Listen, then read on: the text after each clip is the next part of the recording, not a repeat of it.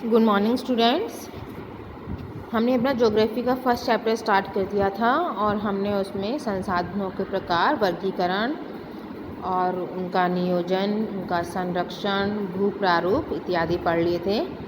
कल भी हमने भारत में भू उपयोग प्रारूप पढ़ा था कि किस तरह से हम भूमि का उपयोग करते हैं। तो इसमें से हमने भू उपयोग को निर्धारित करने वाले तत्वों को पढ़ लिया था, जैसे भू आकृति है ना, डिफरेंट लैंड फॉर्म्स है, क्लाइमेट है, टाइप्स ऑफ सॉइल हैं, ह्यूमन एक्टिविटीज़ हैं, पॉपुलेशन डेंसिटी है, ये सारी चीज़ें हमने पढ़ ली थी। अब आपको पता ही है कि भारत का जो कुल भौगोलिक क्षेत्रक है, यानी जो वो कितना है, 32.8 लाख वर्ग किलोमीटर है। और कल भी मैंने आपको बताया था कि इसका 93% जो भाग है वो भूमि उपयोग के आंकड़े उपलब्ध हैं, यानी जो 93% है भूमि का यूज़ हम जो करते हैं उसके बारे में पता है। बाकी जो 7% है उसके बारे में हमें कोई जानकारी अभी नहीं है, क्योंकि पूर्वोत्तर प्रांतों में असम को छोड़कर अन्य प्रांतों के सूचित क्षेत्र के बारे में जानकारी उपलब्ध नहीं है। इसके अलावा जम्मू और कश्मीर में, पाकिस्तान और चीन अधिकृत क्षेत्रों में भी भूमि उपयोग का सर्वेक्षण अभी नहीं हुआ है, यानी अभी वहाँ ऐसा कोई भी सर्वे नहीं हुआ है कि हम वहाँ भूमि के बारे में जानें। फिर स्थायी चारागाहों के अंतर भी भूमि कम हुई है। पशुधन की इतनी बड़ी संख्या के लिए चारा उपलब्ध कराने में कैसे समर्थ होंगे और इसके क्या परिणाम होंगे। वर्तमान प्रतिभूमि के अतिरिक्त अन्य प्रतिभूमि अनुपजाऊ है और इन पर फसल उगाने के लिए कृषि लागत बहुत ज़्यादा है। कल भी मैंने ये आपको बता दिया था कि भूमि बहुत कम है, लेकिन जो पशु हैं उनके लिए चारा बहुत चाहिए। तो अगर हम ओवर ग्रेजिंग कराएंगे तो क्या होगा, भूमि परती हो जाएगी, यानी अनुपजाऊ हो जाएगी। तो ये एक तरह से रिवीजन था। आज हम इसका नेक्स्ट पढ़ेंगे।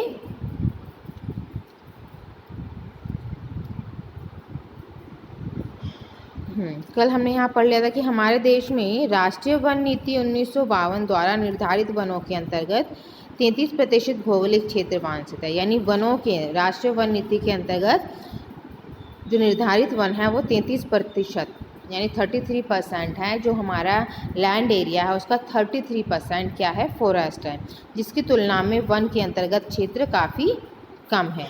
वन नीति द्वारा निर्धारित यह सीमा पारिस्थितिक संतुलन बनाए रखने के लिए आवश्यक है। वन क्षेत्रों के आसपास रहने वाले लाखों लोगों की आजीविका इस पर निर्भर करती है। भू उपयोग का एक भाग बंजर भूमि और दूसरा गैर कृषि परियोजना में लगाई गई भूमि कहलाता है। अब भूमि उपयोग का एक भाग क्या है, बंजर भूमि कहलाता है, और दूसरी ओर गैर कृषि परियोजनाओं में लगाई हुई भूमि कहलाता है। गैर कृषि परियोजना मतलब कि ऐसा काम जिसमें हम फार्मिंग नहीं करते हैं, खेती नहीं करते हैं, उनके अलावा जो काम करते हैं उसको हम गैर कृषि प्रयोजन कहते हैं। तो बंजर भूमि में क्या क्या आते हैं, पहाड़ी चट्टानें आती हैं, सूखी और मरुस्थलीय भूमि शामिल है। और गैर कृषि प्रयोजनों में लगाई गई भूमि में बस्तियां आती हैं, क्योंकि बस्तियों में हम खेती नहीं कर सकते, सड़कों पर खेती नहीं कर सकते, जहाँ रेल लाइनें हैं वहाँ हम खेती नहीं कर सकते हैं। लंबे समय तक लगातार भूमि संरक्षण और प्रबंधन की अवहेलना करने एवं लगातार भू उपयोग के कारण भू संसाधनों का निम्नीकरण हो रहा है। भू निम्नीकरण यानी लैंड डिग्रेडेशन हो रहा है। तो ये क्वेश्चन आपके एग्ज़ाम में आते हैं, तो आप इसको अच्छी तरह से कीजिए कि भू संसाधनों के निम्नीकरण के क्या कारण हैं। ठीक है, तो आप इस पैराग्राफ में से ढूंढ सकते हैं कि गैर कृषि परियोजनाओं में लगाई गई भूमि है ना, जिसमें कृषि नहीं हो रही है, तो इसका मतलब क्या है, उनका निम्नीकरण नहीं हो रहा है।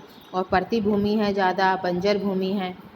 अब भूमि निम्नीकरण और संरक्षण उपाय, यानी जो लैंड डिग्रेडेशन है क्या है वो, और उसके कंजर्व यानी उसको संरक्षित, उसको सुरक्षित रखने के कौन कौन से उपाय हैं। तो भूमि एक ऐसा साधन है जिसका उपयोग हमारे पूर्वज करते आए हैं तथा भावी पीढ़ी भी इसी भूमि का उपयोग करेगी, यानी जो कमिंग जनरेशन है वो भी इसी भूमि का उपयोग करेगी। ये थोड़ी ना कि आज हमारे पास जो लैंड है तो आगे आके वो लैंड चेंज हो जाएगी। मान लो आपका घर है, जिस घर में आप रहते हो उसी घर में आपकी आने वाली जनरेशन भी रहेगी। हो सकता है कि आप उसमें थोड़ा बदलाव कर दें। हम भोजन, मकान, कपड़े की अपनी मूल आवश्यकताओं का 95% भाग भूमि से प्राप्त करते हैं। मानव कार्यकलापों के कारण न केवल भूमि का निम्नीकरण हो रहा है, यानी जो ह्यूमन एक्टिविटीज़ हैं उनके कारण ही लैंड डिग्रेडेशन हो रहा है, बल्कि भूमि को नुकसान पहुंचाने वाली प्राकृतिक ताकतों को भी बल मिलता है। तो अगर लैंड डिग्रेडेशन होगा तो इससे क्या होगा, जो नेचुरल कैलामिटीज़ आती हैं जिसे हम प्राकृतिक आपदा कहते हैं, उससे उनको बल मिलता है। यानी जब हम प्रकृति के साथ कोई छेड़छाड़ करते हैं तभी प्राकृतिक आपदाएं आती हैं। इस समय भारत में लगभग 13 करोड़ हेक्टेयर भूमि निम्नीकृत है, यानी डिग्रेड है वो। तो इस समय भारत में 13 करोड़ हेक्टेयर भूमि निम्नीकृत है। इसमें से लगभग 28% भूमि निम्नीकृत वनों के अंतर्गत है। 56% क्षेत्र जल अपरदित है और शेष क्षेत्र लवणीय और क्षारीय हैं। लवणीय क्षारीय मतलब वाटर का वो पार्ट, यानी जिसमें क्या होता है, सैलिनिटी ज़्यादा होती है, खारापन ज़्यादा होता है। लवणीय और क्षारीय मतलब खारापन। कुछ मानव क्रियाओं जैसे वनोन्मूलन, अति पशुचारण, खनन ने भी भूमि के निम्नीकरण में मुख्य भूमिका निभाई है। अब कुछ ह्यूमन एक्टिविटीज़ हैं जो लैंड डिग्रेडेशन के मेन रीज़न है। वनोन्मूलन यानी डिफॉरेस्टेशन, अति पशुचारण यानी ओवर ग्रेजिंग, खनन यानी माइनिंग। तो ये जो 3 हैं ये बहुत ही इम्पोर्टेंट रीज़न है लैंड डिग्रेडेशन के। तो आप इसको लिख सकते हो कि मानव क्रियाओं के द्वारा भूमि का निम्नीकरण होता है। खनन के उपरांत खदानों वाले स्थानों को गहरी खाइयों और मलबे के साथ खुला छोड़ दिया जाता है। यानी खनन का क्या मतलब है, जब अर्थ से कुछ खोद कर बाहर निकालते हैं तो क्या करते हैं, जो उसमें से खाइयाँ बनती हैं और जो मलबे होते हैं उसको हम खुला ही छोड़ देते हैं। तो खनन के कारण क्या होता है, उस माइनिंग के कारण झारखंड, छत्तीसगढ़, मध्य प्रदेश और उड़ीसा जैसे राज्यों में वनोन्मूलन भूमि निम्नीकरण का कारण बना है। अगर आपको क्वेश्चन आता है कि झारखंड, छत्तीसगढ़, मध्य प्रदेश में वनोन्मूलन,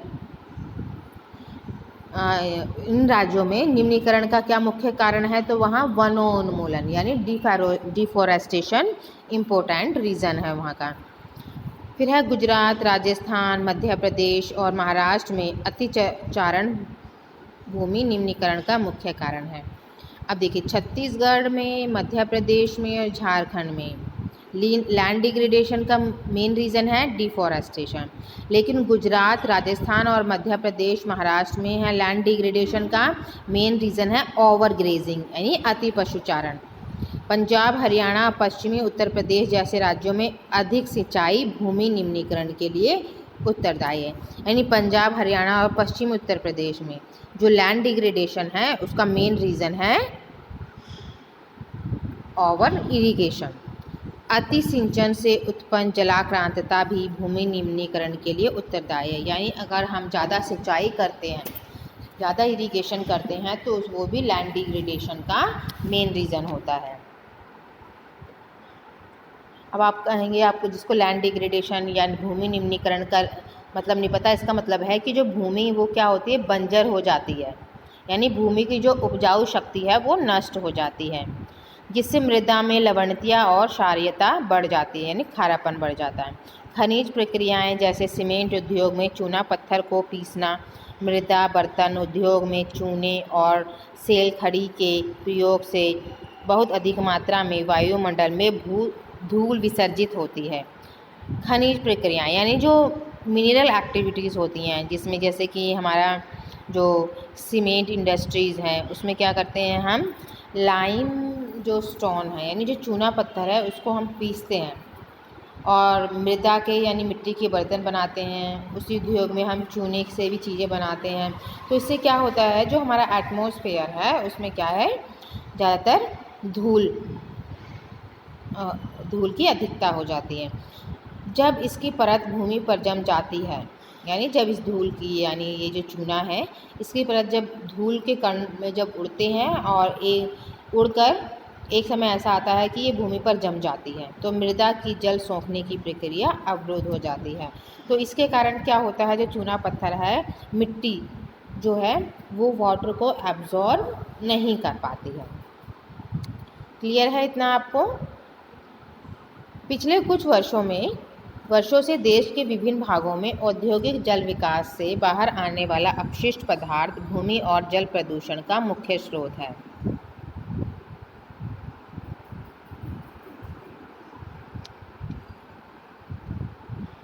तो जो पिछले कुछ वर्षों से क्या हम देख रहे हैं कि विभिन्न भागों में औद्योगिक जल निकास यानी जो इंडस्ट्रीज़ हैं उससे जो वाटर बाहर आता है, तो उसमें क्या है, जो भी अपशिष्ट का मतलब होता है पॉल्यूटेंट्स जो होते हैं, वो पॉल्यूटेंट्स क्या करते हैं, हमारे लैंड को और वाटर को पॉल्यूट करते हैं। अब है भूमि निम्नीकरण की समस्याओं को सुलझाने के कई तरीके हैं। अब हम लैंड डिग्रेडेशन की जो प्रॉब्लम है उसको कैसे सॉल्व कर सकते हैं, वो देखिए, वनारोपण यानी एफोरेस्टेशन, यानी हम अधिक से अधिक पेड़ लगाएं, चारागाहों का उचित प्रबंध करें, यानी जानवरों को चरने के लिए उनके जो भोजन है, चारा है, उनकी प्रबंध हमें खुद ही करेंगे। पेड़ों की रक्षक मेखला यानी शेल्टर बेड, पेड़ों की रक्षक मेखला यानी पेड़ों की एक बेल्ट की तरह बनाएं, यानी अधिकतर पेड़ लगाएं। पशुचारण नियंत्रण यानी अधिक पशुओं का जो चरते हैं उनको नियंत्रण करें। रेतीले टीलों को कांटेदार झाड़ियाँ लगाकर स्थिर बनाने की प्रक्रिया से भी भूमि कटाव की रोकथाम शुष्क क्षेत्रों में की जा सकती है। यानी जो रेतीले क्षेत्र होते हैं उसमें क्या कर सकते हैं हम, जो कांटेदार झाड़ियाँ हैं, जब हम कांटेदार झाड़ियाँ लगाएंगे तो जो मिट्टी है वो एक जगह रुक सकती है और इससे भूमि कटाव की रोकथाम कर सकते हैं। बंजर भूमि के उचित प्रबंधन, खनन नियंत्रण, औद्योगिक जल को परिष्करण के पश्चात विसर्जित करके जल और भूमि प्रदूषण को भी कम किया जा सकता है। तो ये सारे चीज़ें हैं जिससे कि हम भूमि निम्नीकरण को कम कर सकते हैं। तो आज की क्लास में इतना ही। Goodbye everyone and thank you very much.